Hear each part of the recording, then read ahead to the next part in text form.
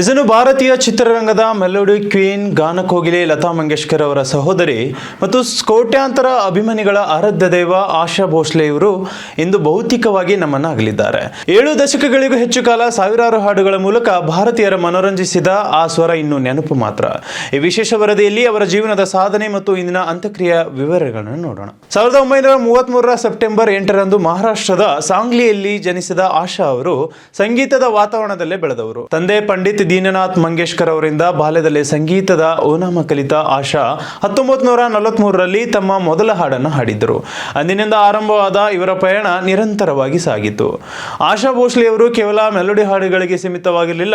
Cabaret, ghazal, ಭಜನೆ ಮತ್ತು pop ಹಾಡುಗಳನ್ನು ಅಷ್ಟೇ ಲೀಲಾಜಾಲವಾಗಿ ಹಾಡುತ್ತಿದ್ದರು.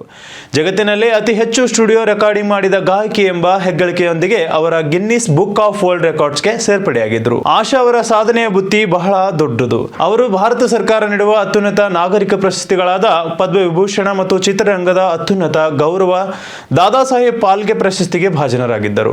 2 ರಾಷ್ಟ್ರೀಯ ಚಲನಚಿತ್ರ ಪ್ರಶಸ್ತಿಗಳು ಮತ್ತು 10 ಹಲವಾರು ಫಿಲ್ಮ್ ಫೇರ್ ಪ್ರಶಸ್ತಿಗಳು ಕೂಡ ಅವರ ಗಾಯನಕ್ಕೆ ಸಂದ ಗೌರವಗಳಾಗಿವೆ. ಕನ್ನಡ ಸೇರಿದಂತೆ 20ಕ್ಕೂ ಹೆಚ್ಚು ಭಾರತೀಯ ಭಾಷೆಗಳಲ್ಲಿ ಅವರು ಹಾಡಿದ್ದಾರೆ ಎಂಬುದು ಗಮನಾರ್ಹವಾಗಿದೆ. ಆಶಾ ಅವರ ಜೀವನ ಸುಲಭವಾಗಿದ್ದಿರಲಿಲ್ಲ. ಲತಾ ಮಂಗೇಶ್ಕರ್ ಅವರ ನೆರಳಿನಿಂದ ಹೊರಬಂದು ತನ್ನದೇ ಆದ ವಿಶಿಷ್ಟ ಗುರುತನ್ನು ಸ್ಥಾಪಿಸಲು ಅವರು ಸಾಕಷ್ಟು ಶ್ರಮವನ್ನು ಪಟ್ಟಿದ್ರು. OP ನಯ್ಯರ್, RD ಬರ್ಮನ್ ಅವರಂತಹ ದೈತ್ಯ ಸಂಗೀತ ನಿರ್ದೇಶಕರೊಂದಿಗೆ ಅವರು ನೀಡಿದ ಹಿಟ್ ಹಾಡುಗಳು ಇಂದಿಗೂ ಇಯರ್ಫೋನ್ಗಳಲ್ಲಿ ರಿಂಗಣಿಸುತ್ತಿವೆ. ಅವರ ಕಂಚಿನ ಕಂಠದ ಶಕ್ತಿ ಎಂತಹದ್ದೆಂದರೆ 80ರ ಹರೆಯದಲ್ಲೂ ಅವರು ಅದೇ ಲೆವೆಲಿಕೆಯಿಂದ ಹಾಡ್ತಾ ಇದ್ರು. ಆಶಾ ಭೋಸ್ಲೆ ಅವರ ಪಾರ್ಥಿವ ಶರೀರವನ್ನು ಇಂದು ಬೆಳಗ್ಗೆ ಮುಂಬೈನ ಅವರ ನಿವಾಸದಲ್ಲಿ ಸಾರ್ವಜನಿಕರ ದರ್ಶನಕ್ಕಾಗಿ ಇರಿಸಲಾಗಿದೆ.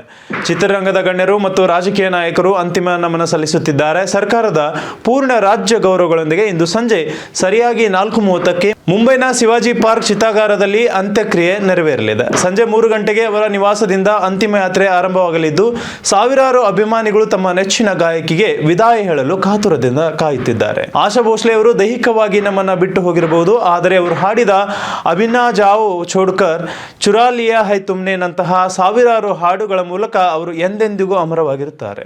ಭಾರತೀಯ ಸಂಗೀತದ ಒಂದು ಸುಂದರ ಅಧ್ಯಾಯ ಇಂದು ಮುಕ್ತವಾಗಿದೆ. ಆ ಸ್ವರಕ್ಕೆ ಕೋಟಿ ಕೋಟಿ ನಮನಗಳು.